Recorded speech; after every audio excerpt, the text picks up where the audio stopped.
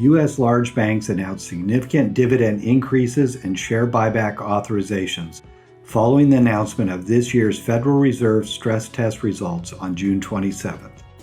In aggregate, the 12 largest U.S. banks will have dividend yields of 3.2% and authorization to buy back 9.3% of their outstanding stock over the next 12 months. Relative to last year, dividends for the group are up 9.5%. The buyback increase was even more dramatic.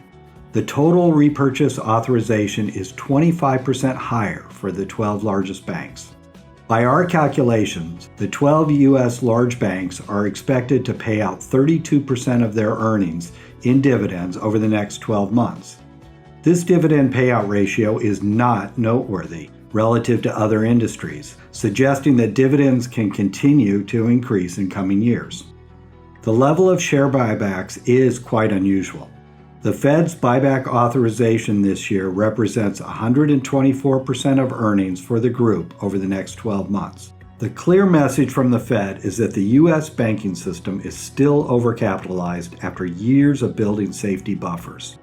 Overall, our investment thesis for banks remains in place. Both dividends and share repurchases remain well above levels found in the market as a whole. Concerns about safety are mitigated by the results of the Federal Reserve stress test.